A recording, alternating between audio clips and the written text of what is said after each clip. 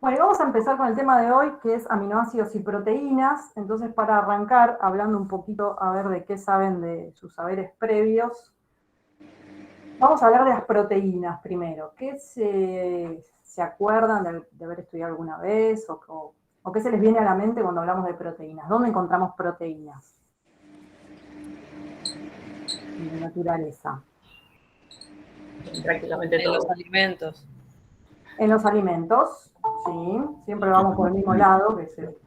En los músculos y tejidos. Bien, bien, Juan.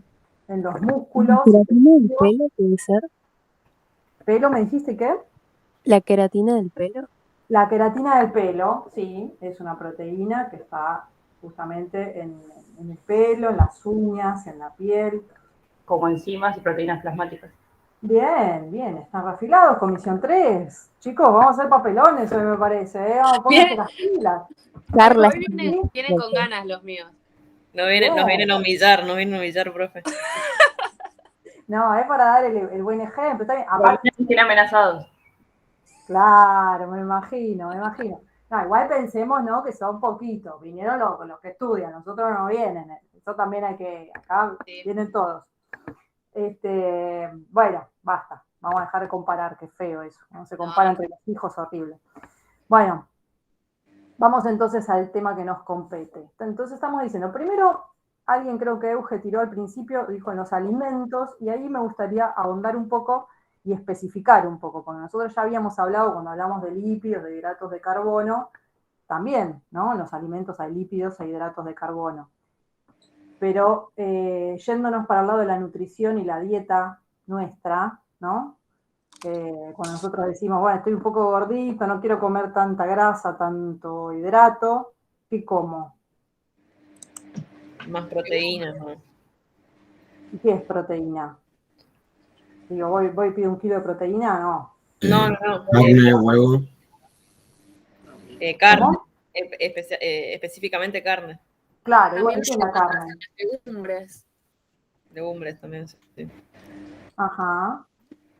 Aumentamos la fibra, las verduras, y vamos más por el lado de la... Nosotros ya le llamamos proteína, pero cuando vamos a los hechos, vamos y ¿qué comemos? Comemos un churrasco, comemos un bifecito de pollo, ¿y eso qué es?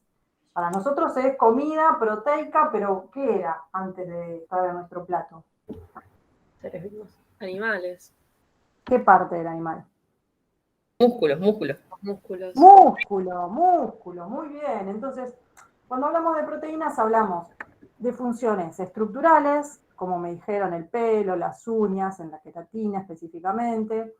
Hablamos que tiene que ver con la movilidad de los animales, formando parte, una parte muy importante de los músculos, ¿sí? El músculo es pura proteína. ¿Qué otras funciones me fueron diciendo? Alguna más ya me dijeron. ¿Dónde más encontramos? En plasma y como enzimas. Como enzimas, muy bien. ¿Y en el plasma haciendo qué? Hay anticuerpos, albúmina, todos son proteínas. Funciones reguladoras. Muy bien, entonces tienen múltiples funciones. Ahí dijeron en el plasma, los anticuerpos, súper importante la función de los anticuerpos. Los anticuerpos son proteínas. Hay hormonas que tienen estructura proteica, ¿sí? Otras tienen funciones de transporte. ¿Qué proteína muy importante en la sangre tenemos con una función de transporte? Hemoglobina. La proteína. La hemoglobina. La hemoglobina. ¿Qué transporta la hemoglobina? Glóbulos rojos. Glóbulos rojos. Oxígeno. Oxígeno. O sea, la hemoglobina está dentro de los glóbulos rojos, no transporta los glóbulos rojos, ¿sí? Los glóbulos rojos los transporta la sangre, el torrente sanguíneo directamente. Adentro de esos glóbulos rojos son rojos justamente porque están cargados de hemoglobina, que es una proteína que está pigmentada. Tiene pigmento, tiene color, es ese rojo. Muy bien. ¿Y qué transporta? Oxígeno. Transporta oxígeno. ¿Qué más transporta? ¿Algo más? Dióxido de carbono. Muy bien, transporta el oxígeno desde los pulmones hacia los tejidos y también es la encargada de transportar parte del dióxido de carbono desde los tejidos hacia los pulmones. Se transporta las dos cosas. Tiene otras funciones también la hemoglobina, como por ejemplo regular el pH, ¿sí? Pero de eso nos vamos a adentrar un poquito más adelante cuando estudiemos un poco la función de regulador que tienen las proteínas y los aminoácidos. Muy bien, entonces encontramos a las proteínas en un montón de funciones diferentes. Lo que sí tienen en común todas estas proteínas es la base de su estructura.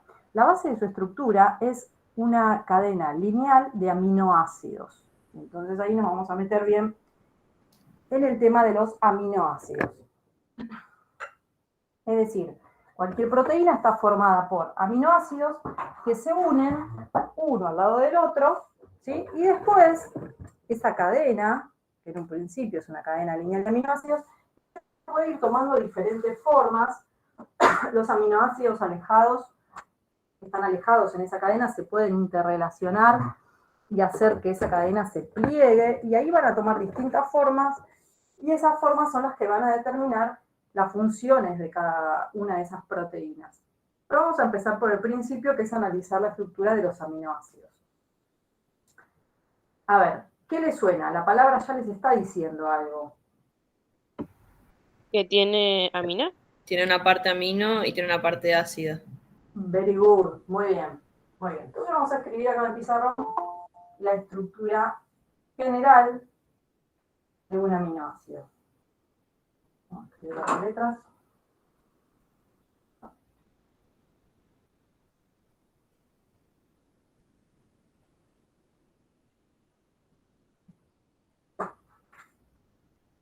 Esperen que llegó alguien. Bueno, ¿se ve bien? Sí, profe. ¿Sí? Si hay mucha luz, me dicen que cierro un poco ahí la cortina para que se vea mejor. Bueno, esta es la estructura general de un aminoácido. Entonces vamos a analizarla. Por ahí me dijeron, tiene un grupo amino, acá, tiene un grupo ácido, que es un grupo ácido carboxílico específicamente, pero esos dos grupos, la particularidad que tienen los aminoácidos, es que esos dos grupos están unidos a un mismo carbono, ¿sí? No están ubicados en cualquier parte de la cadena del compuesto, sino que hay un carbono al cual están unidos tanto un grupo amino como un grupo carboxilo, ¿sí? Ese carbono se llama de una manera especial, le decimos carbono alfa, ¿sí? Entonces el carbono alfa es el carbono al cual están unidos el grupo amino y el grupo carboxilo de cualquier aminoácido, ¿sí? Entonces esa es la particularidad que tienen los aminoácidos, que estos grupos están ubicados de manera tal que los dos están unidos al mismo carbono. Muy bien. Además de eso, tenemos un hidrógeno y tenemos algo que yo acá grafiqué como un R. El R es el que varía de un aminoácido a otro, ¿sí? Acá puede aparecer una cadena carbonada distinta de un aminoácido del otro. Eso es lo que lo distingue a uno del otro. De eso va a depender su función. Su función, bueno, va a depender, de esto va a depender las relaciones que establezca con otros aminoácidos y el comportamiento que tenga en el medio. Ahora cuando yo les diga las variables que puede haber en este R, se van a dar cuenta. La función es formar parte de las proteínas, pero sí, de este R va a depender la forma que tenga esa proteína y en un último destino. Perdón, sí, eso, me refería a la forma que toma Claro, la proteína, digamos. Me claro, refería a eso. en la última instancia va a estar determinando la función de esa proteína. Bueno, entonces, este R entonces puede variar, pero fíjense que salvo una única excepción, este carbono es un carbono ¿de qué tipo? Chiral. Chiral. Carbono quiral, sí, está unido a cuatro cosas distintas. Un grupo carboxilo, un grupo amino, un hidrógeno y un grupo R, que es distinto de estos tres. Ahora, ¿cuál es la única excepción que yo les decía en donde ese carbono no es quiral?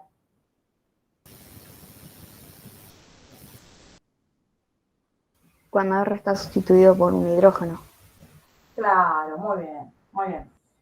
El único ejemplo en donde el carbono alfa no es quiral es en la glicina, se llama. Glicina es un aminoácido, ¿sí? En donde tenemos la estructura básica de todos los aminoácidos y el R es un hidrógeno, ¿sí? O sea, no es un R, sino que está unido a dos hidrógenos. Este es el único aminoácido que no es ópticamente activo, ¿sí? El resto de los aminoácidos, al tener un carbono quiral ahí, hace que sean ópticamente activos. Y de hecho, se dice que los aminoácidos de origen natural, o sea, los que forman parte de nuestras proteínas, son todos de la familia L.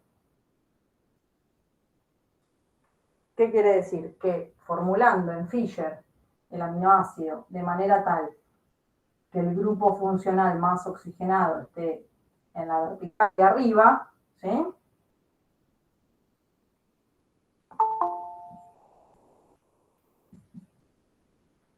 Profe, ¿todos los aminoácidos son L? Todos los aminoácidos naturales son L, o sea, los que forman nuestras proteínas son todos L. Y eso entonces significa que si yo dibujo en Fischer el grupo funcional más oxigenado en la vertical y arriba, acá el grupo amino me queda a la izquierda, por eso decimos que es L. ¿Se acuerdan que habíamos estudiado cuando vimos hidratos de carbono, o cuando vimos isomería óptica también, que además de las configuraciones R y S, había un tipo de nomenclatura que era en referencia al gliceraldehído, ¿sí? Y en referencia al L-gliceraldehído, decíamos que cuando el grupo funcional más oxidado está en la vertical y arriba, y el heteroátomo, o sea, el átomo distinto del hidrógeno, está a la izquierda, llamábamos al compuesto L, y si está a la derecha, lo llamábamos D, con D mayúscula, ¿sí? Y eso lo habíamos estudiado para hablar en hidratos de carbono de las familias L y D de los hidratos de carbono. Bueno, acá en aminoácidos, más allá de que nosotros podemos sacar la configuración absoluta y calcular si es R o S, se sigue usando esta nomenclatura antigua en donde se decía que los aminoácidos eran L. Y surge de acá, ¿sí? De esta fórmula en donde el grupo amino está a la izquierda. ¿Está bien? ¿Cómo vamos? Bien. ¿Bien? Bueno. Bien. Después, los aminoácidos se clasifican entonces de un par de maneras distintas. Una es clasificarlos según sean esenciales o no esenciales. ¿Qué es un aminoácido esencial? Un aminoácido es esencial desde el punto de vista nutricional, o sea, que necesitamos incluirlo en la dieta para poder utilizarlo. Quiere decir, no se puede sintetizar. Eso es un aminoácido esencial. Los aminoácidos esenciales varían de una especie a otra, ¿sí? No son los mismos para cualquier especie. Pero cada especie tiene su grupo de aminoácidos esenciales, quiere decir aquellos que tiene que sí o sí incorporar a través de la dieta. Hay otros aminoácidos que se pueden sintetizar. Ellos son los no esenciales. Es una clasificación nutricional sencilla. Y después tenemos una clasificación estructural, o sea, de acuerdo a su estructura, y se basa en el tipo de R que tiene el aminoácido. Según el R que tenga el aminoácido, los vamos a clasificar en los siguientes tipos. Aminoácidos no polares, aminoácidos polares, aminoácidos ácidos y aminoácidos básicos.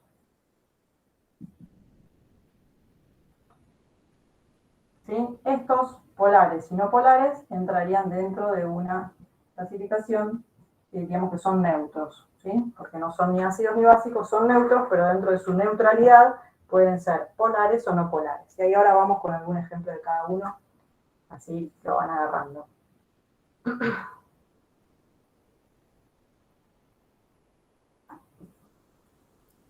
Perdón, profe, ¿los neutros serían grupo alquilo? Sí, los neutros son grupos alquilos, o sea, cadenas carbonadas, pero esas cadenas carbonadas a su vez pueden tener algún grupo polar. Si tuviera algún grupo polar, lo clasificamos como neutros polares. Si no tiene ningún grupo polar, solamente es esa cadena alquílica, o sea, de carbonos, son neutros no polares. Es más, vamos a hacer la clasificación, vamos a poner más lógica, diciendo que entonces hay aminoácidos neutros, aminoácidos ácidos y básicos. Dentro de los neutros tenemos los polares y los no polares. Y ahora vamos con un ejemplo de cada uno.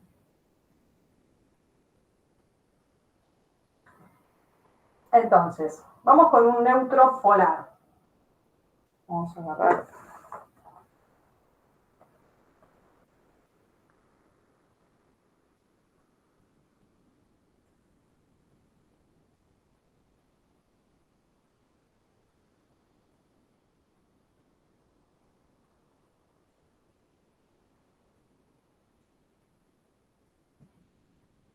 La selina, por ejemplo. Bueno, una cosa que no les dije, los aminoácidos, además de poder nombrarse por UPAC, ¿sí? Quiere decir que yo puedo, viendo su estructura, su cadena carbonada, nombrar al aminoácido, como ustedes saben nombrar cualquier compuesto, ¿sí? Por ejemplo, este sería, tiene 1, 2, 3 carbonos, ¿sí? Vamos a nombrarlo como ácido, 2 amino, 3 hidroxi. Como tiene 3 carbonos, ¿cómo se llamará? Propano, propánico. Propanoico. Propanoico. Muy bien. ¿Y me falta algo agregarle ahí el nombre? El R o S. Ajá. ¿Y qué es?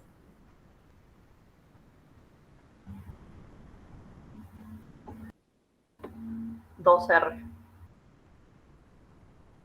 R, ¿seguro la? No, es ese. Es ese, ¿sí? Fíjense, prioridad 1. Ah, sí. ¿Sí? 1 en el grupo amino, 2 en el carboxilo, 3 acá. Esto gira en sentido horario, pero con el hidrógeno en horizontal, es ese. ¿Está bien? Bueno, entonces lo que les decía, los aminoácidos se pueden nombrar por UPAC, que es de hecho la forma en que ustedes los tienen que aprender, ¿sí? Porque en la mayoría de los ejercicios que nosotros les demos, en un examen, en un parcialito, en la guía, les vamos a dar como dato el nombre del aminoácido en UPAC. Ya no se tiene... Bueno, espera. Profe, perdón, una consulta. Sí. Usted dijo que para darle el nombre de L tiene que estar el grupo más oxidado en la parte de arriba de la vertical. Sí. Sabemos que es L porque el grupo amino está a la izquierda. Sí. Pero, ¿qué pasa? O sea, en realidad tenemos que saber la configuración relativa, la configuración absoluta para saber dónde está, por ejemplo, el hidrógeno y el R, o siempre es en el orden que nos dio antes. No. Ustedes lo que tienen que saber es la configuración absoluta. O sea, nosotros les vamos a dar el nombre en UPAC con la configuración absoluta R o S, que normalmente es S, ¿sí? Ok. Y eso tienen que saber, digamos, leerlo y transformarlo en una fórmula. Ahora, yo les expliqué lo del L, con eso de que el grupo más oxidado arriba y el heteroátomo a la izquierda, porque es una nomenclatura que se sigue usando, ¿sí? Pero no es lo que ustedes van a estar analizando, de decir, bueno, si me dijeron L, entonces pongo el grupo más oxidado arriba y qué sé yo. No, es para que sepan de dónde viene, de dónde sale. Sale de esa regla que habían inventado en un momento y que después quedó obsoleta porque aparecieron compuestos con un montón de carbonos quirales y ya no les servía esa comparación que se hacía de decir, bueno, si es como el gliceraldehído que tiene el oxidrilo a la izquierda, entonces es L, y si no, bueno, entonces quedó como vieja, ¿sí? Pero se sigue usando. De hecho, se usa para hidratos de carbono, decimos que son L, si el último carbono quiral tiene el oxidrilo a la izquierda. Bueno, en los aminoácidos decimos que son L porque tienen, con el grupo más oxidado arriba, el heteroátomo a la izquierda. Pero eso se puede transformar fácilmente en la configuración absoluta y esa es la que seguimos usando para indicarles a ustedes y que ustedes sepan transformar el nombre en fórmula. ¿Está, Carla? Sí, gracias. Bien. Bueno, entonces, les decía, hay varias formas de nombrar los aminoácidos. Una es con UPAC, que es la que ustedes tienen que saber interpretar. Después, los aminoácidos tienen nombres comunes, nombres propios, como este que les estoy poniendo acá, que es la serina, y además se representan muchas veces con 3 letras. En general son las 3 primeras letras, ¿sí? También podríamos decir que este aminoácido es SER. Después, más adelante, cuando vayamos viendo péptidos y demás, van a ir viendo que vamos a utilizar esto de las 3 letritas. Pero por ahora vamos de a poco. Bueno, entonces la serina se los puse acá en el pizarrón como un ejemplo de aminoácido neutro polar. ¿Sí? ¿Por qué? Es neutro porque en su resto R, ¿sí? Esto se llama resto R o residuo, o cadena lateral.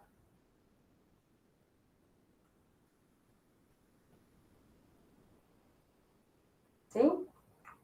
Al R de los aminoácidos se le llama resto R o cadena lateral.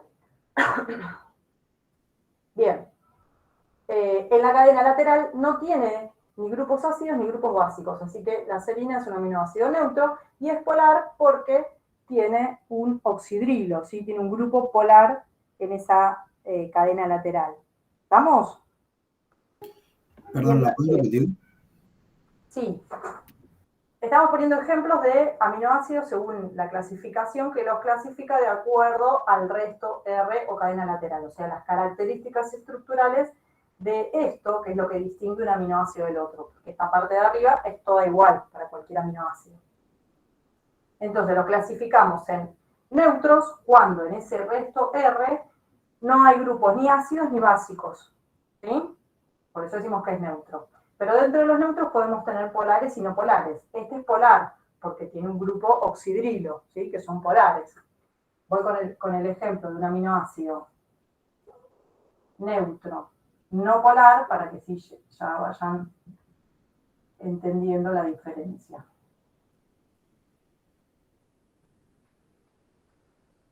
Por ejemplo, la valina, ¿sí? La valina, fíjense, miren el resto de R que tiene. ¿Qué les parece? ¿Es ácido, básico o neutro? Es neutro, no polar. Es neutro y es no polar. Perfecto. Es neutro y es no. Después, un ejemplo de aminoácido ácido que tendrá en su R.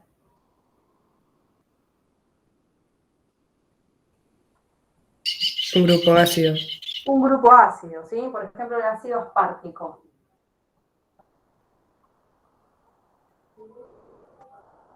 El ácido aspartico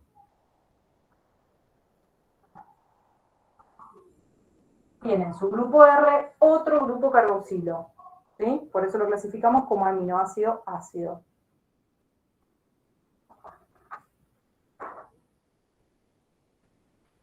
Y un ejemplo de aminoácido básico, ya me lo pueden decir ustedes, ¿qué va a tener en su R?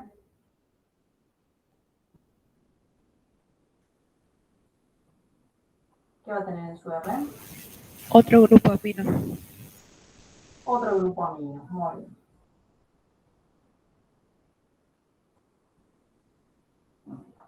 Un ejemplo es la lisina.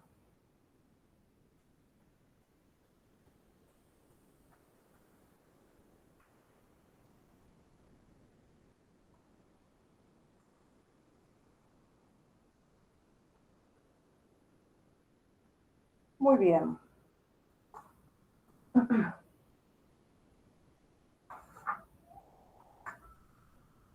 ¿Estamos bien hasta aquí? Sí. Bueno, menos mal porque esto es lo más fácil. escribamos mal acá, estábamos en el horno.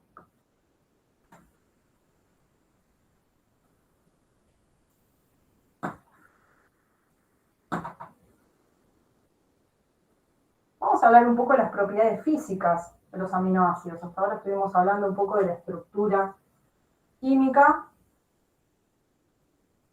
por qué átomos están formados y en qué orden.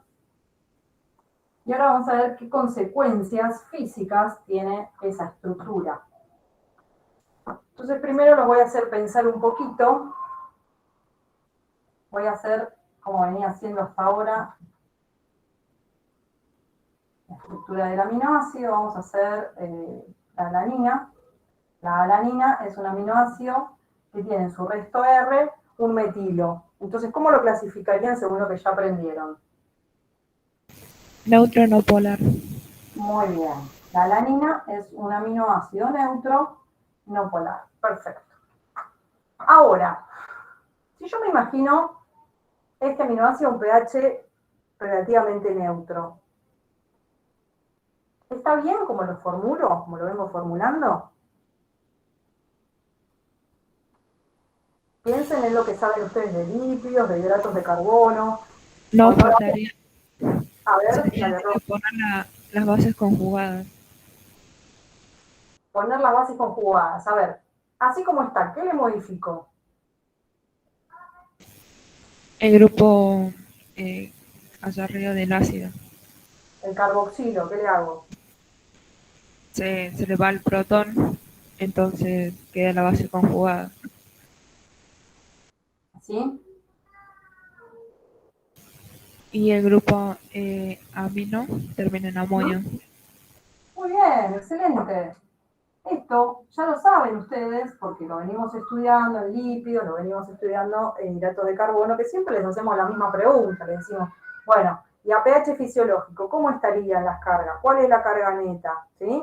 Veían un esfingolípido y se tenían que fijar si el grupo fosfato estaba desprotonado o no, si el grupo amino estaba desprotonado o no. Bueno, y siempre era el mismo dato, digamos, los grupos ácidos a un pH relativamente neutro están desprotonados y los grupos básicos a un pH relativamente neutro están protonados. Bueno, y esto es igual, es así. Por lo tanto, ¿cómo será, por ejemplo, el punto de fusión de los aminoácidos? ¿Alto o bajo? Altos. Altos. Sí, altos. ¿Por qué? Porque son moléculas cargadas. De hecho, se dice que son como sales internas, porque tienen en la misma molécula la carga positiva y la carga negativa. Entonces, cuando están al lado de otro aminoácido igual, esas cargas se atraen y se atraen mucho. Entonces, los puntos de fusión son altos, altísimos. Les diría que de 200, 300 grados centígrados. ¿Sí? Entonces, tienen altos puntos de fusión. Altos puntos de fusión. Y tienen también una alta solubilidad en agua. ¿Sí? Por esas cargas.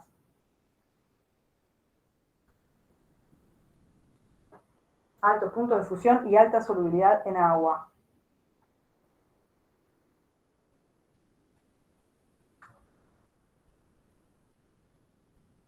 Y esta estructura particular, en donde el grupo amino está cargado como grupo amonio y el carboxilo está desprotonado como carboxilato, tiene un nombre particular que es el de ion dipolar. ¿Sí? Se llama ion dipolar.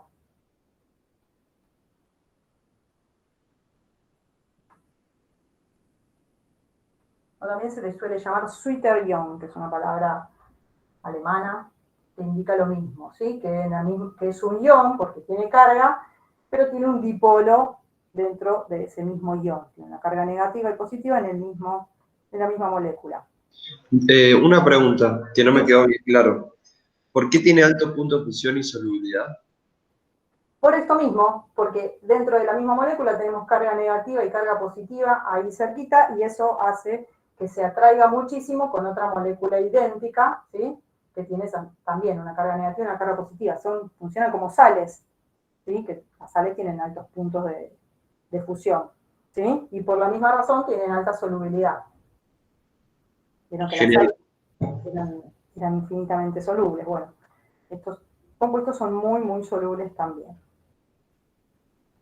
Y entonces les decía, cuando tienen esta estructura en donde tienen una carga positiva y una carga negativa, se le llama ion bipolar. En realidad no alcanza con decir esto de que, bueno, sí, es lo mismo, porque ¿cuál es la carga neta de este compuesto? 0. Claro.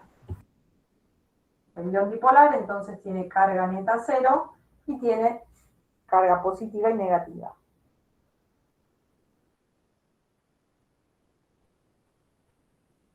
Ahora piensen un poquitito una cosa. Yo tengo este aminoácido y le agrego un ácido fuerte, por ejemplo, como el ácido clorhídrico, ¿sí? ¿Qué se les ocurre que podrá suceder? Varía la carga por la variación del pH del medio. Varía la carga. ¿Y cómo varía la carga? ¿Qué hace el aminoácido si yo le ofrezco protones? ¿Sí? Porque si le ofrezco ácido clorhídrico, en definitiva estoy ofreciéndole ahí protones. ¿Qué pasará? Queda en forma aniónica, puede ser. A ver, piensen. Esto más esto. ¿Cómo reaccionará? No digan cómo queda. ¿Lo miran así? ¿Qué se les ocurre que podrá pasar? Se vuelve a protonar el ácido. Se vuelve a protonar el ácido, justamente. Se vuelve a protonar el ácido. Entonces, ¿cómo estaría actuando la alanina si capta este protón? ¿Estaría actuando como qué? Catión. O sea, como aceptor. Quedaría como un catión, porque le va a quedar una carga positiva, pero Como esta base. especie, sí, Como una base. Como base, está claro. actuando como base. Perfecto, estaría actuando como base. Y si en cambio yo le agrego hidróxido de sodio y le aumento los oxidrilos en el medio, ¿qué hará? Se desprotona el amonio. Se desprotona el amonio. ¿Y cómo estaría actuando entonces esta especie? Como ácido. Como ácido. Perfecto. Entonces los aminoácidos son sustancias que pueden actuar tanto como ácido como base. ¿Saben cómo se llaman ese tipo de sustancias? Base. ¿Cómo? Base. Ácido base. ¿Anfóteras? No. Anfóteras puede ser. Anfóteras, muy bien, Lucía y alguien más que por ahí dijo el rock. Son sustancias anfóteras los aminoácidos. ¿Por qué? Porque una sustancia anfótera es aquella que puede actuar tanto como ácido como base. Perfecto.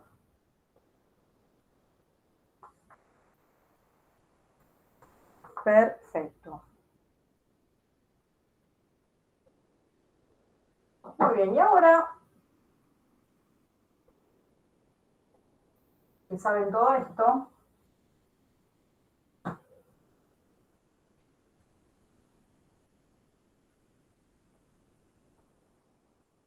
vamos a pensar un poquito y siguiendo acá con la señora Lanina.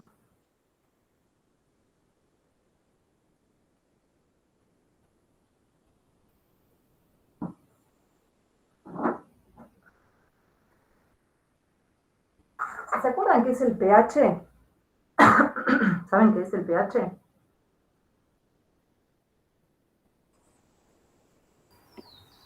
Menos logaritmo de la concentración de protones.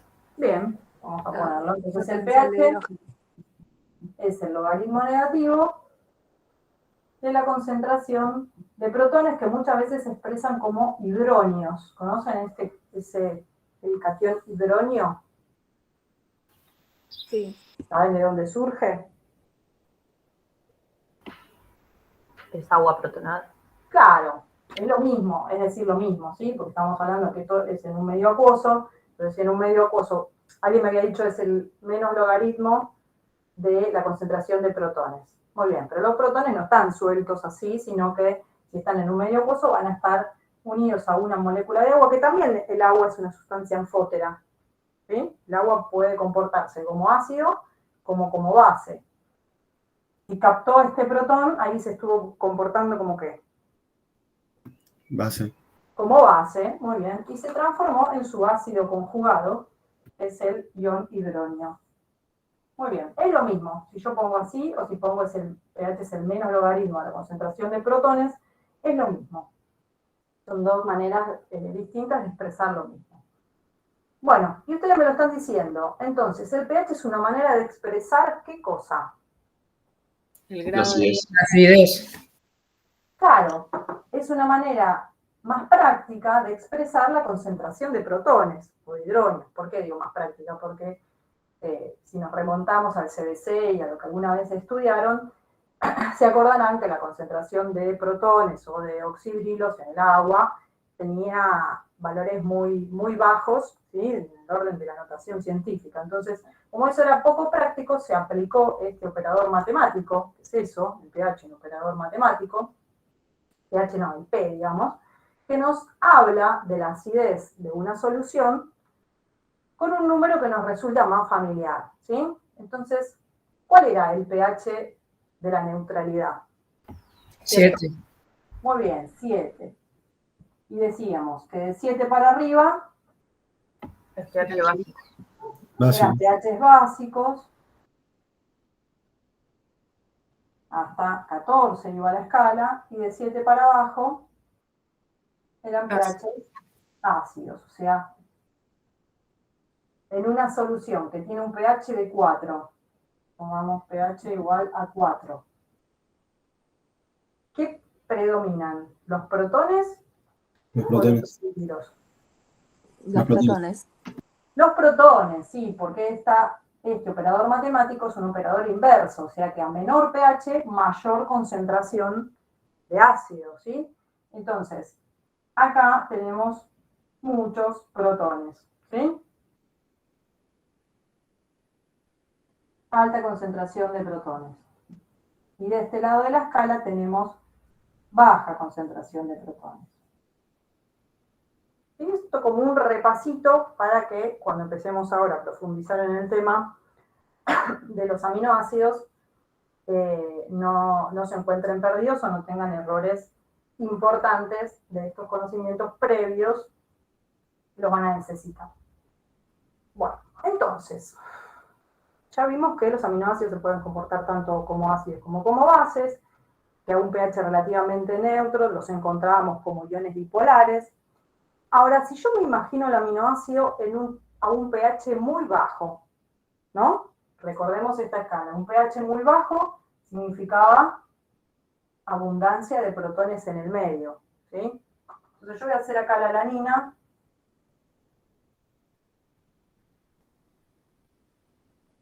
y ustedes me van a decir qué carga le pongo si me la estoy imaginando un pH muy bajo, por ejemplo, como un pH de 2,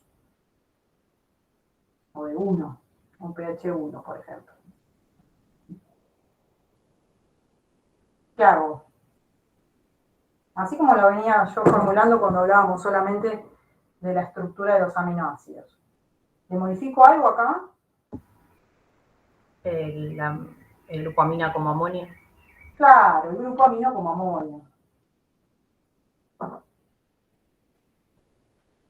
Si yo me imagino el aminoácido, un pH muy bajo, en donde voy a tener alta concentración de protones, y ya vimos que los aminoácidos se pueden comportar como ácidos o como bases, bueno, este aminoácido va a captar esos protones en donde pueda. ¿Y dónde puede? Bueno, en el grupo amino, ¿sí? Y en el grupo carboxilo va a mantener su protón, ¿sí? Porque no hay necesidad de cederlo al medio, porque en el medio está lleno de protones. Entonces, esta va a ser la estructura del aminoácido, un pH muy bajo, muy ácido. ¿Es ahora un ion dipolar? No, es un catión. Es un catión. Por lo tanto, esta forma la vamos a llamar forma catiónica.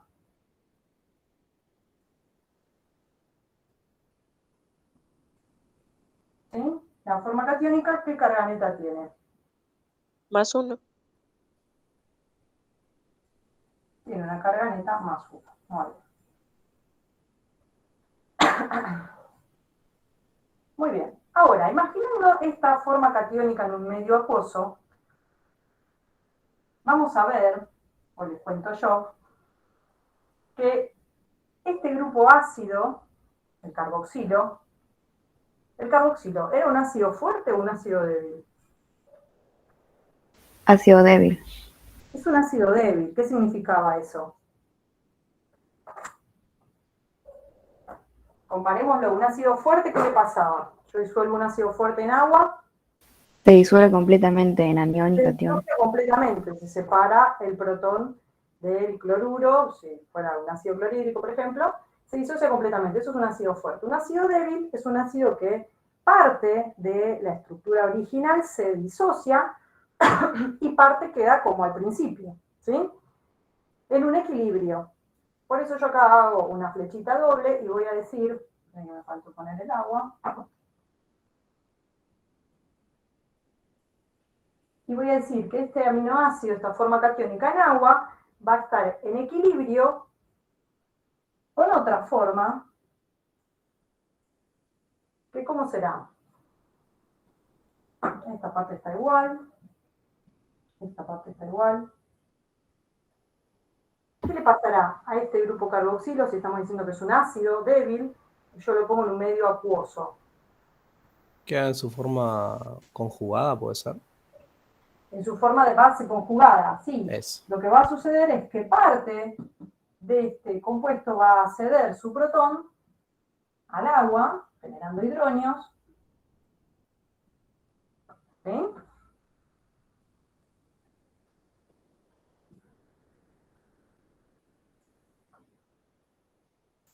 Parte va a ceder su protón generando hidronios y parte va a quedar como tal. Por eso el equilibrio y la doble flecha. Y entonces, la base conjugada de esta forma catiónica, ¿cómo se llama? La tienen ahí. ¿Quién es? Es el ion dipolar. Es el ion dipolar, muy bien. La base conjugada de la forma catiónica es el ion dipolar. Cuya carga neta era 0. 0. ion dipolar, carga neta 0. Very good. Muy bien. Bien, entonces, si yo quiero cuantificar este equilibrio, es decir, cuánto hay de uno y de otra forma, tengo que plantear una constante, como todos los equilibrios, una constante, que como estamos hablando de un grupo que se está desprotonando, la voy a llamar Ka, constante de acidez. ¿Y se acuerdan cómo se calculaban las constantes? La concentración de los productos dividido la de los reactivos. Muy bien, se va a calcular como la concentración del ion dipolar una vez que yo alcancé el equilibrio por la concentración de hidronio dividido la concentración de la forma catiónica, ¿sí? O sea, de la forma que no se ha disociado en el equilibrio. ¿Está bien?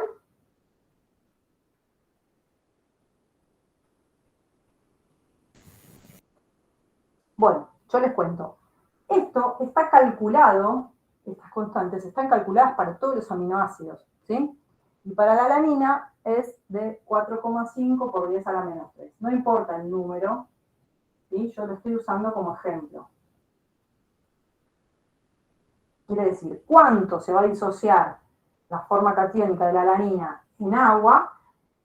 Está expresado como su constante de acidez. Y es este numerito para la alanina, ¿no? Eso varía de aminoácido en aminoácido. Y lo vamos a llamar Ka1. ¿Sí? Vamos a poner esa Ka1. Ya vamos a ver por qué. Y a este número, que también nos complica un poco la vida por esa notación científica, también se le suele aplicar el operador matemático P. De manera tal que para los aminoácidos vamos a tener tabulado algo que se llama pKa, en este caso pKa1, que surge entonces de aplicarle el logaritmo negativo al Ka1. Y entonces, para la alanina, ese número es 2,34.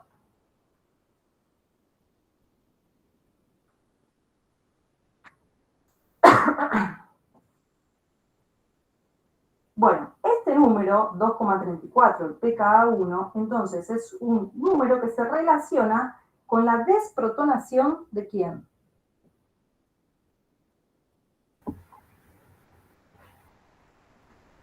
De la alanina, me van a decir. Sí, de la alanina. Pero dentro de la alanina, ¿de qué grupo?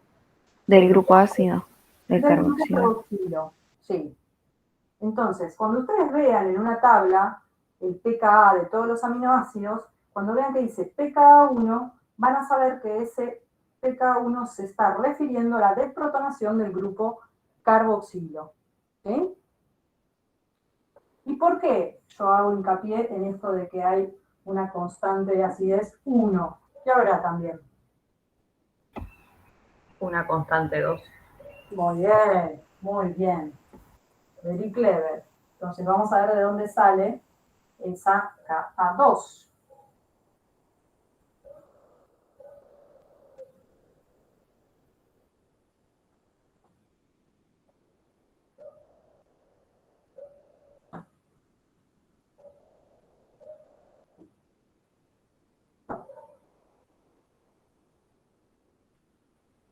Estoy acá ahora. En presencia del ion dipolar. Pongo el ion dipolar en agua. ¿Qué pasará? Esto va a ser rápido porque ya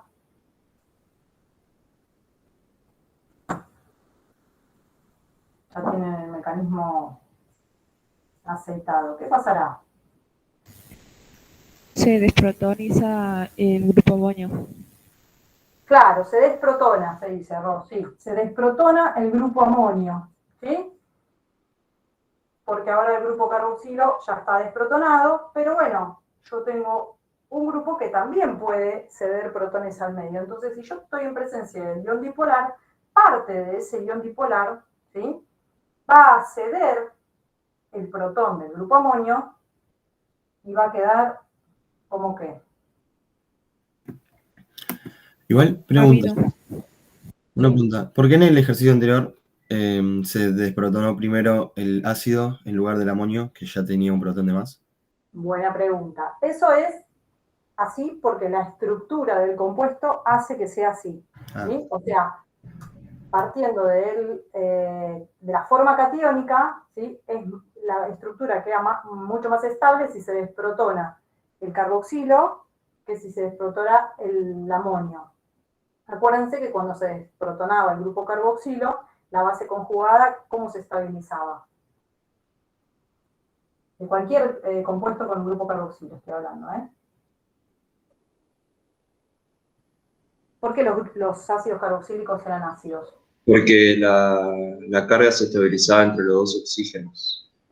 Claro, porque se formaba un híbrido de resonancia, ¿sí?, en donde había dos estructuras a partir del carboxilato, ¿sí?, de idéntica estabilidad, y eso hacía que sea muy estable. Bueno, eso es más estable que esto, ¿sí?, que si se desprotonara el grupo amonio y este quedara protonado. No existe. Directamente no existe en la naturaleza, no se da. Le es más estable perder ese protón que desprotonarse. ¿Por qué? Porque el grupo amino, el nitrógeno de los grupos amino, ¿qué tenía? Hablando de electrones. Un par de electrones libres. Tenía un par de electrones sin compartir. Entonces al nitrógeno le da estabilidad tener ese protón, ¿sí? Entonces es toda una cuestión de estabilidad. Si tengo una forma catiónica, el primero que va a ceder el protón es el grupo carboxilo, porque eso le da más estabilidad al compuesto que si fuera al revés. ¿Está? No sé quién había preguntado, si José Sí. Gracias. Sí. Juan. Bueno.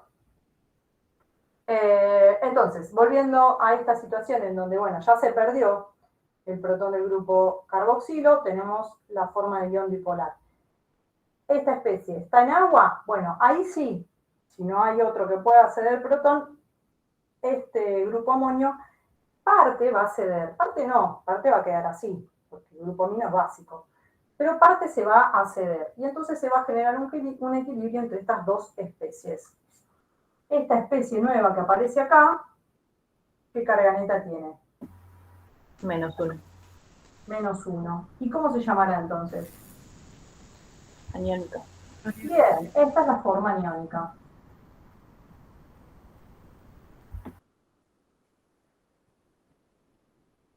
La forma aniónica, entonces, tiene carga neta -1.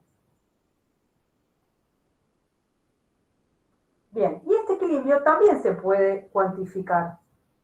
¿Cómo se cuantifica? Sacando la constante de disociación de este ion dipolar. O sea, qué fracción de esto se transforma en esto. ¿Cómo se calcula? Igual que el anterior. Nada más que ahora le vamos a llamar ¿qué?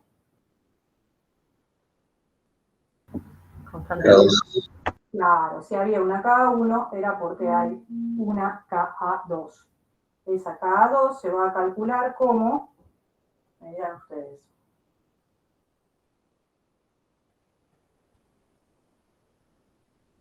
¿Qué pongo? La forma aniónica por no me sale el nombre del H3O. Hidronio se llama este. Del hidronio Ion hidronio. sobre el ion dipolar. Dividido la concentración del ion dipolar. Perfecto. Esto nos va a dar un numerito que para el aminoácido en cuestión es 2,04 por 10 a la menos 10.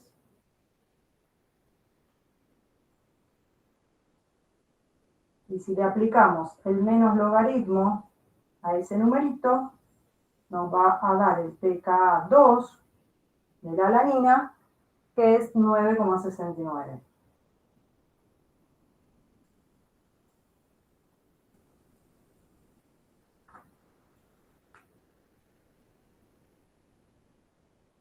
Bien, entonces yo les decía, no importan estos números que yo estoy poniendo acá, porque estos números son ejemplos y son específicos para este aminoácido, para la alanina. Pero para que ustedes entiendan y sepan de dónde sale, porque después van a ir a la guía y van a encontrar que para cada aminoácido hay un número establecido que se va a llamar pKa1 y otro que se va a llamar pKa2, ¿sí? Entonces, para que sepan de dónde sale y a qué corresponde. El pKa1 corresponde a la desprotonación ¿de quién? ¿De qué grupo? Carboxilo. Carboxilo. Muy bien, del grupo carboxilo. Y el pKa2 va a corresponder a la desprotonación del grupo amonio. ¿Sí? Eso siempre es así.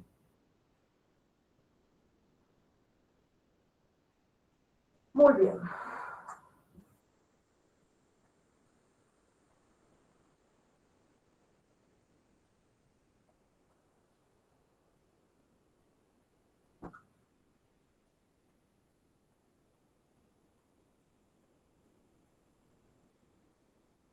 Entonces,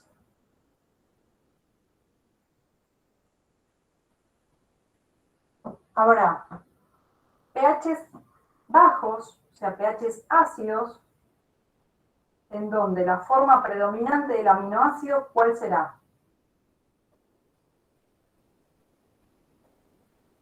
A pHs bajos. La forma catiónica. La forma catiónica. Muy bien. Forma catiónica con carga neta +1. Habrá pHs altos, ¿sí? Como de 14, en donde, ¿cuál será la forma del aminoácido que predominará? La forma aniónica. La forma aniónica, ¿sí? En donde los dos grupos están desprotonados.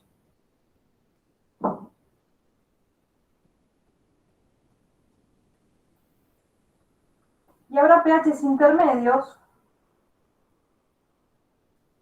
en donde la forma predominante, ¿cuál será?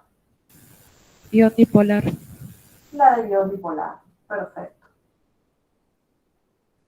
¿Sí? Ion dipolar, carga neta 0, forma aniónica, carga neta -1.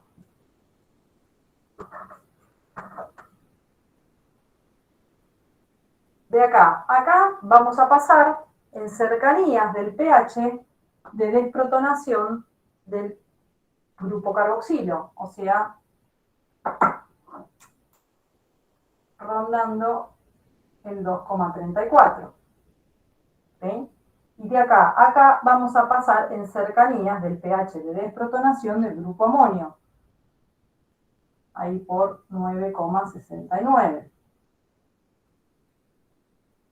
Entonces yo estoy diciendo, va a haber pHs ácidos, pHs bajos, ¿sí? Fíjense este número, 2,34, ¿sí? Por debajo de 2,34, en donde seguro va a predominar la forma del ion la forma catiónica. Va a haber pHs muy altos, ¿sí? Ya por encima de 9,69, en donde va a predominar la forma iónica. Y va a haber pHs intermedios, ¿sí? En donde va a predominar la forma del ion dipolar. Muy bien. Hay un pH, uno solo, en donde la concentración del ion dipolar es máxima. ¿Sí? Nosotros podemos calcular el pH en el cual la concentración del ion dipolar es máxima. A ese pH se le llama punto isoeléctrico. Repito, el punto isoeléctrico de un aminoácido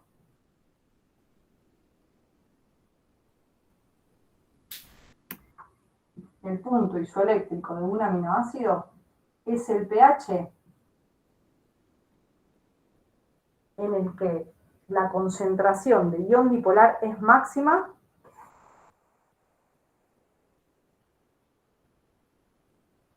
las concentraciones de formas catiónicas y aniónicas son mínimas,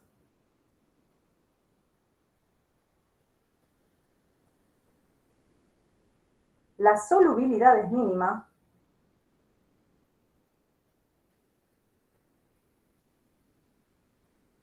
y el aminoácido no migra ante la acción de un campo eléctrico. Les dicto, esa es la definición. Ahora vamos a ver qué significa cada cosa. Entonces, repito, el punto isoeléctrico es el pH en el cual la concentración del ion dipolar es máxima, las concentraciones de formas catiónicas y aniónicas son mínimas, la solubilidad es mínima,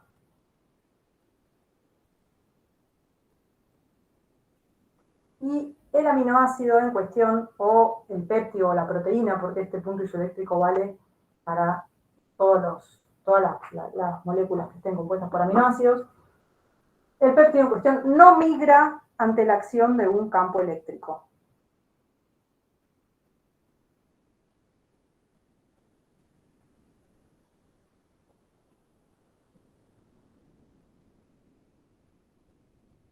¿Puede repetir lo último, profe? Sí, el aminoácido no migra ante la acción de un campo eléctrico. Ahora les explico qué es eso. O sea que no se ve afectado por las cargas, decís. O sea que, ¿qué? Que no se ve afectado por las cargas, tipo por la atracción o repulsión de sus cargas. A eso se refiere. Más o menos, sí, no sé bien a qué apuntás, pero les explico. Hay una técnica que se llama electroforesis, ¿sí? Electroforesis significa movimiento y sería el movimiento a partir de la carga eléctrica, ¿sí? Es una técnica en donde uno puede separar sustancias que tienen diferente carga, ¿sí? En una placa se siembran sustancias que tienen diferente carga, por ejemplo, algunas que tienen carga positiva están mezcladas con otras que tienen carga negativa.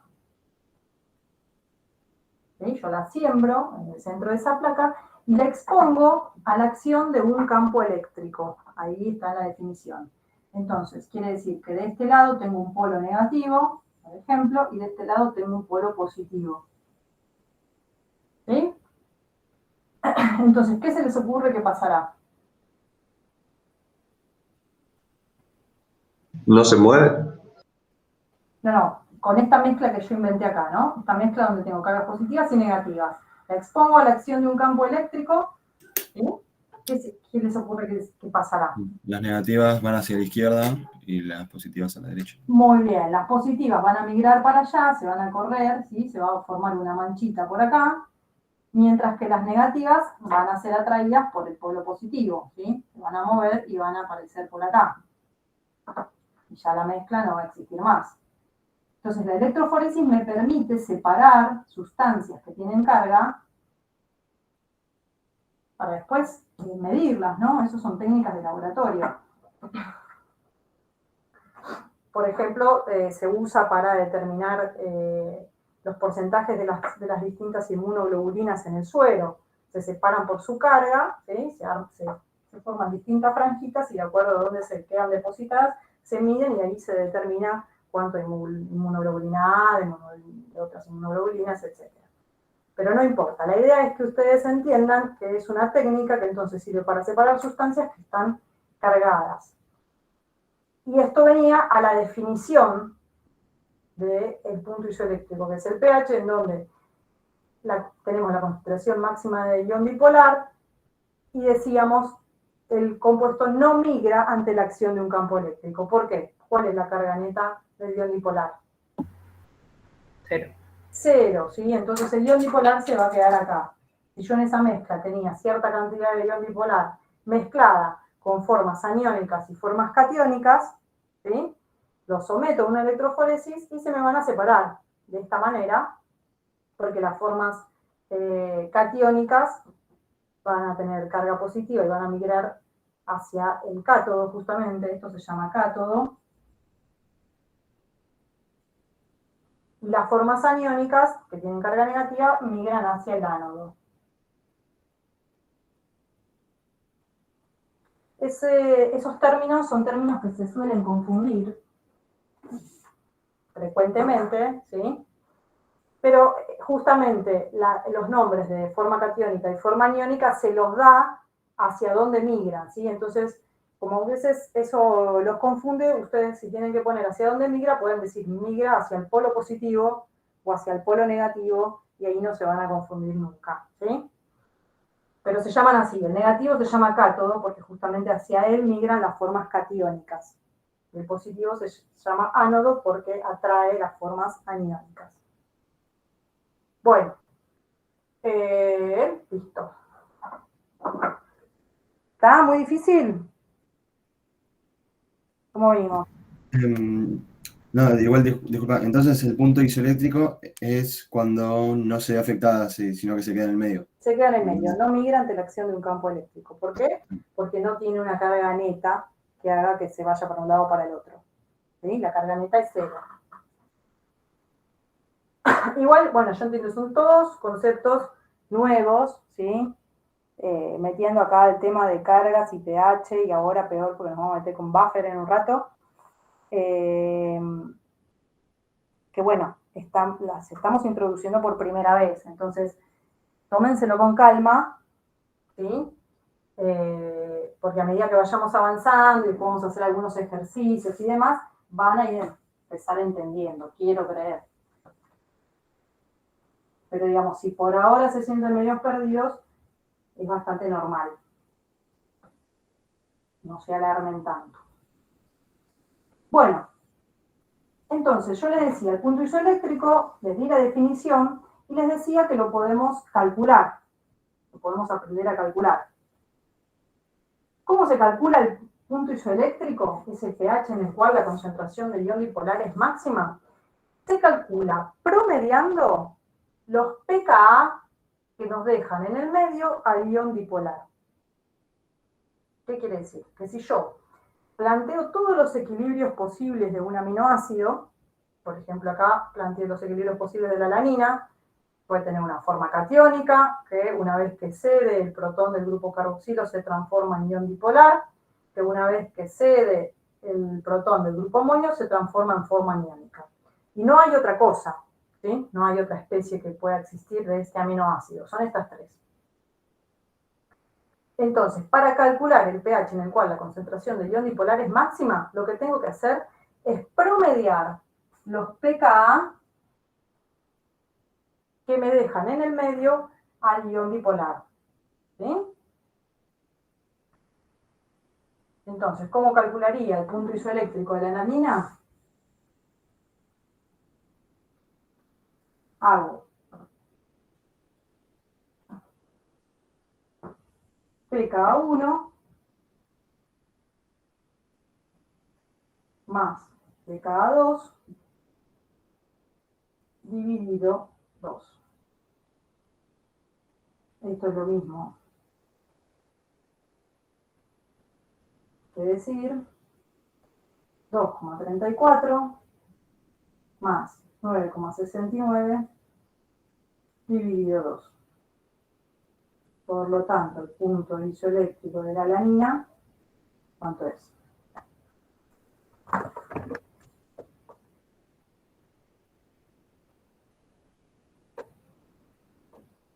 ¿Quién lo sacó? 6,1. 6,1. ¿Sí? Entonces, 6,1, ¿qué es? Es el pH en el cual la concentración de ion dipolar es máxima. ¿Está bien? Sí, profe. A mí me dio 6,015, pero bueno. 6,015. A mí también 6,015. Bueno, no creo que haya, debe ser algún numerito ahí de los decimales que se puso mal. Pero bueno, más o menos nos da un pH que está cercano a la neutralidad, ¿sí? 6,015 o 6,01, más o menos. Es un 6, ¿sí? Está cercano a la neutralidad. Vamos a ver qué pasa si hacemos lo mismo para un aminoácido que no es neutro, ¿sí? Porque la alanina vimos que es un aminoácido que es neutro. ¿Cómo se calcula el punto isoeléctrico de un aminoácido que no es neutro? Vamos a ver. Vamos a analizar la estructura, por ejemplo, del ácido aspartico.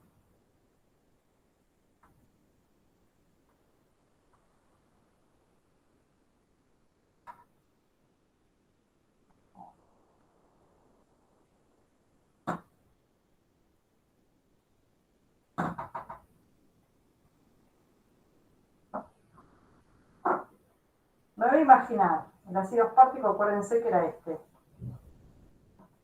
¿Sí? Que en el grupo R tenía un segundo grupo carboxilo.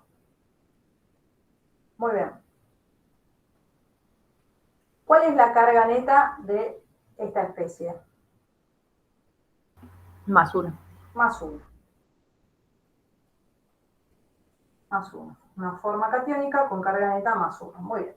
Yo acá me lo estoy imaginando a un pH totalmente ácido, ¿sí? Igual que hicimos el ejercicio anterior. Me lo estoy imaginando a un pH, por ejemplo, de 1.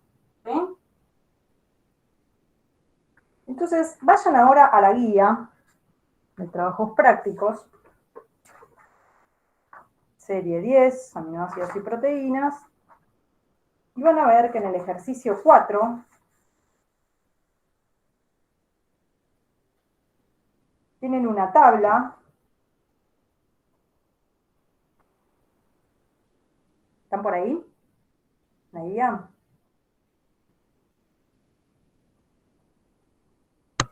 Sí, profe. Bueno, van a ver que en el ejercicio 4 tiene una tabla en donde les da el nombre de todos los aminoácidos, el nombre común, entre paréntesis les pone el nombre IUPAC, y después tienen 3 columnas, una que dice pKa1, una que dice pKa2 y la otra que dice pKr. ¿Sí? Entonces, ¿qué será ese pKr? ¿A qué se referirá? Donde se produce la base conjugada del grupo que tenga en la cadena. Muy bien, perfecto, perfecto. Es el pKa de desprotonación del grupo R, ¿sí? De lo que tengamos en el grupo R. Por eso van a ver que hay muchos aminoácidos que no tienen nada ahí escrito porque son aminoácidos neutros. Donde aparece algo escrito, un numerito, quiere decir que ese aminoácido es o ácido o básico.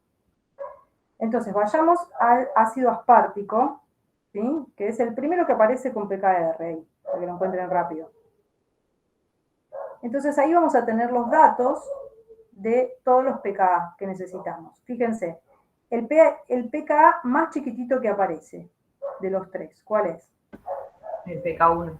El pK1. Entonces, eso, el pensar en cuál es el pKa más chiquitito, es lo que me indica cuál es el grupo que se va a desprotonar antes, ¿sí? Pensándolo desde un pH muy ácido hacia un pH más básico. O sea, suponiendo que estoy en un pH de 1, yo sé que la especie que va a predominar es la forma catiónica, que es esta que tengo formulada. Si yo a esta solución le voy agregando oxidrilos, ¿qué es lo que voy a estar haciendo con el pH? Subiendo el pH, ¿sí? Voy aumentando el pH agregándole oxidrilos. Empiezo a agregar oxidrilos. ¿Qué va a pasar? Lo primero que va a suceder. Que va a desprotonar el grupo ácido. ¿Cuál grupo ácido? El carbono alfa. Claro, el primer grupo que se podría desprotonar, el amonio, el carboxilo del carbono alfa o el carboxilo del R, ¿sí? Los vamos a distinguir de esa manera. Vamos a decir que hay un carboxilo que se une al carbono alfa y hay un carboxilo del grupo R. Lo que me dice que el primero que se va a desprotonar es el carboxilo del grupo alfa, es el numerito de la tabla, ¿sí? Es el pH al cual voy a llegar más rápido. Si me lo imagino a pH 1 y aumento el pH, al primer pH que llego sale de desprotonación del grupo carboxilo del carbono alfa. ¿Por qué? Porque es 2,09. Entonces, en cercanías de 2,09 va a empezar a aparecer, en esas soluciones donde yo tenía esta forma catiónica, va a empezar a aparecer esta otra especie en donde ese grupo está desprotonado. Y lo demás queda igual.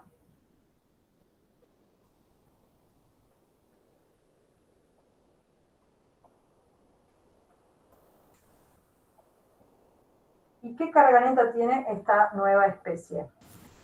0. 0. Entonces, ¿quién es? Ion dipolar. Es el ion dipolar. Muy bien. Si yo sigo agregando oxidrilos, voy a seguir subiendo el pH. Yo sigo agregando oxidrilos, voy a seguir aumentando el pH. Hasta que llegue a qué punto en donde algo va a suceder. No, se desprotona el ácido de la cadena. Muy bien, hasta que llegue a las cercanías del pH de desprotonación del carboxilo de la cadena. ¿Por qué sé que es este el que se va a desprotonar y no este? Y porque veo que en la tabla, para el ácido aspartico, tengo un pKr de 3,86, mientras que el pKa2, que era el que correspondía al grupo amonio, es 9,82. O sea, hasta que no llegue a ese pH de 9,82 no se va a desprotonar el amonio. Entonces, el primero que se va a desprotonar, después del carboxilo del carbono alfa, es el carboxilo del R. Va a quedar con carga negativa.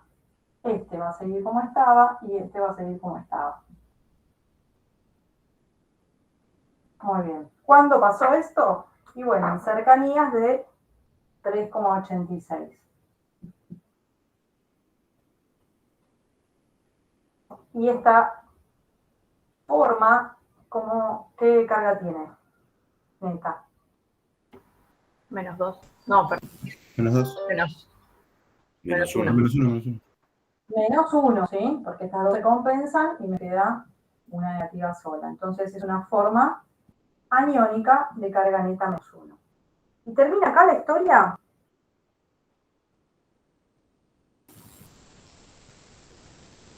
Si yo quiero hacer todos los equilibrios posibles del ácido aspartico. Falta la Y desprotonación. pasaría, claro.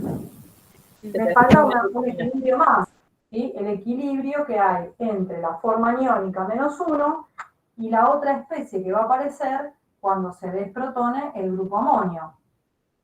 En donde todo esto queda igual,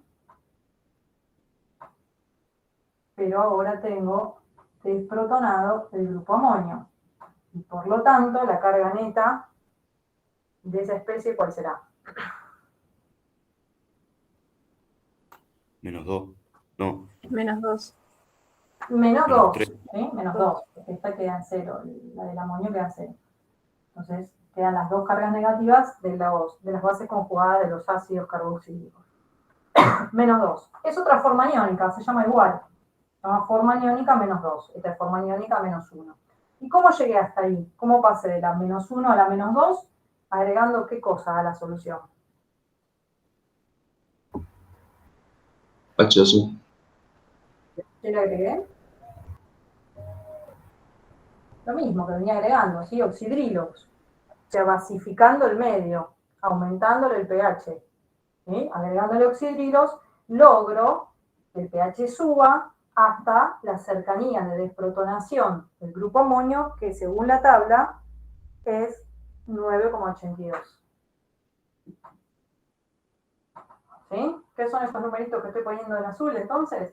El pKa1, el ácido aspartico, el pKa, ¿qué? 2. No, R. R, perdón. y el pKa2. Muy bien. Ya tengo todos los equilibrios planteados. Estos equilibrios se pueden pensar al revés también, ¿eh? Yo los pienso así, pero ustedes tranquilamente los pueden pensar al revés. ¿Qué quiere decir al revés? Y bueno, me imagino un pH muy alto, un pH como de 14, y si me imagino un pH muy alto como de 14, en donde abundan los oxidrilos, ¿sí? ¿Qué le va a pasar al ácido aspartico? Y bueno, seguramente va a haber cedido al medio todos los protones que pueda, va a haber cedido el del amonio y el de los dos carboxílicos. Y va a tener una carga neta de menos 2. Y si a esa solución de pH muy alto yo le empiezo a agregar ácido, ¿sí? Le empiezo a agregar protones, el pH va a ir bajando y cuando llegue a un pH cercano a 9,82, ¿qué va a pasar? Esos protones van a ser captados ¿por quién?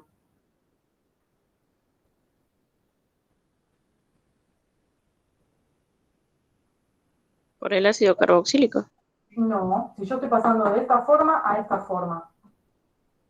El nitrógeno. Amino. Por el amonio, por el amino en realidad, van a ser captados por el amino y se van a transformar en amonio, ¿sí? Voy a pasar a tener esta especie, ¿sí? Cuando haya bajado de 9,82. Y si yo sigo agregándole protones y el pH sigue bajando, cuando esté cerca de 3,86, hacia abajo, ¿qué va a pasar? ¿Quién va a captar esos protones? El grupo ácido del R. El grupo ácido del R. Y si yo le sigo agregando protones a esa solución, el pH va a seguir bajando, va a bajar de 3,86, se va a acercar a este pKa, y en donde el protón que yo le estoy agregando, ¿quién lo va a captar? El grupo ácido del carbono alfa. Claro, el carboxilo del carbono alfa. Entonces, ¿por qué les hago este ejercicio mental? Para que ustedes entiendan que estos son equilibrios, ¿sí? Que se van sucediendo entre las distintas especies dependiendo del pH, pero no siempre tiene que ser así como yo se los planteo, ¿sí? Ustedes lo pueden pensar al revés. Se pueden mover en estos equilibrios de izquierda a derecha o de derecha a izquierda en forma indistinta. Lo importante es que entiendan cómo pasan las cosas y los numeritos a qué se refieren, qué es lo que me están diciendo, ¿sí? Es difícil, ya les digo, tómenlo con calma y a poquito lo vamos a ir entendiendo. Bueno, y si yo les pregunto, ¿cuál es el punto isoeléctrico del ácido aspartico? Sin decirme el número, díganme cómo lo calcularían.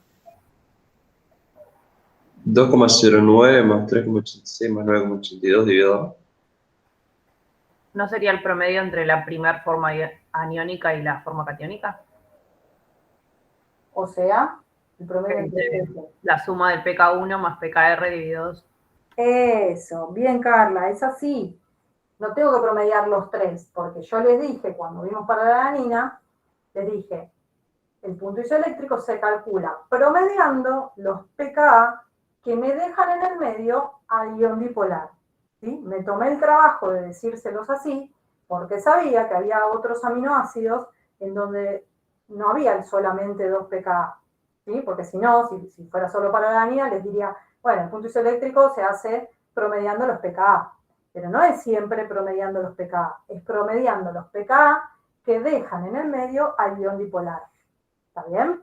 Ese concepto en la cabeza, porque entonces cuando aparece un aminoácido ácido como este, o un aminoácido básico como es el que van a tener que hacer ustedes ahora en un ratito, ahí ya tienen que aplicar esa frase que yo me tomé el trabajo de decirles, de decir, bueno, no promedio cualquier pKa, voy a promediar los pKa que dejan en el medio al ion dipolar. Entonces, por eso hice todo esto de equilibrio, ¿sí? Me tomé este trabajo para ver dónde estoy parada y decir, bueno, si yo tengo que calcular el punto isoeléctrico, va a ser, como yo sé que es el pH en el cual la forma de ion dipolar tiene su concentración máxima, y bueno, tiene que estar acá. ¿Sí? ¿Y ahí dónde? Y bueno, en el promedio entre estos dos pKa. Entonces, el punto isoeléctrico del ácido aspartico lo vamos a calcular como el pKa1 más el pKr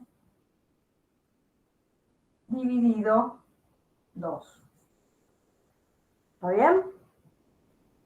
Entonces ahí ustedes me van a decir, ay, bueno, entonces para los aminoácidos que no son neutros, ¿siempre es el pK1 más el pKr? No. Saquémonos de encima ese siempre molesto que nuestra mente trata siempre justamente de ir a buscar porque nos facilita las cosas. Nos facilita, pero nos hace pifiar.